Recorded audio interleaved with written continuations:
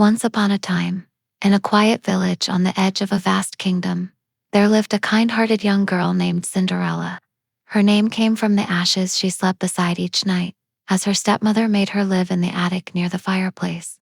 Cinderella had once been the cherished daughter of a wealthy merchant, but after her mother died, her father remarried a proud and cold woman who had two daughters of her own. At first things were peaceful, but when Cinderella's father passed away suddenly, everything changed. The stepmother revealed her true nature. She stripped Cinderella of her fine clothes and forced her to wear rags. While her stepsisters lounged in luxury, Cinderella scrubbed the floors, cleaned the fireplaces, cooked every meal, and slept in a dusty corner of the attic. Despite it all, she never complained.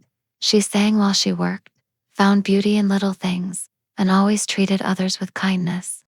One morning, a royal messenger arrived in town. The king had announced a grand ball at the palace.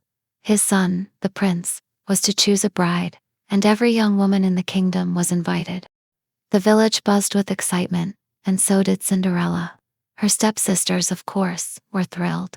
They demanded new gowns, expensive shoes, and special hairstyles.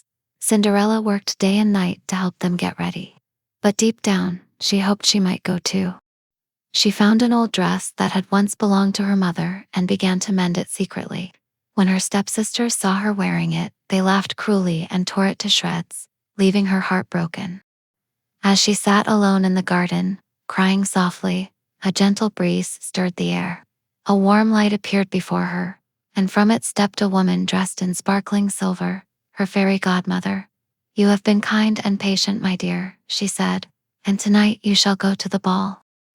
With a wave of her wand, the fairy godmother transformed a pumpkin into a shining golden carriage. She turned mice into horses, lizards into footmen, and Cinderella's rags into a breathtaking gown of silk and silver, with two delicate glass slippers on her feet. But there was one condition. "You must return by midnight," the fairy godmother warned. "At the stroke of 12, the magic will fade." Cinderella arrived at the palace, glowing with wonder. Everyone turned to look. No one, not even her stepsisters, recognized her.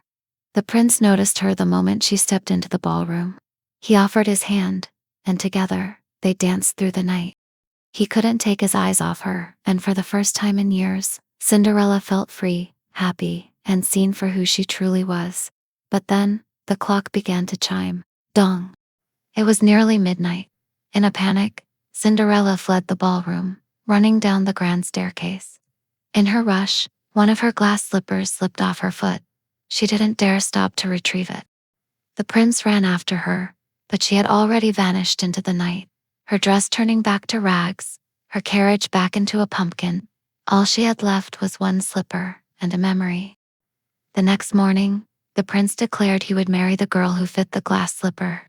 Every maiden in the land tried it on, including the stepsisters, who squeezed and shoved their feet, but to no avail. Finally, the royal messenger arrived at Cinderella's house. Her stepmother locked her in the attic, hoping no one would notice.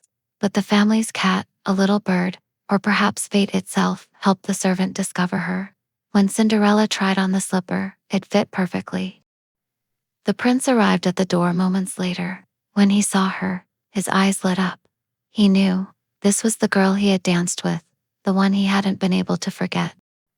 Cinderella forgave her stepmother and stepsisters, but she didn't stay with them. She moved to the palace, where she and the prince were married in a beautiful ceremony. But Cinderella never forgot who she was or where she came from.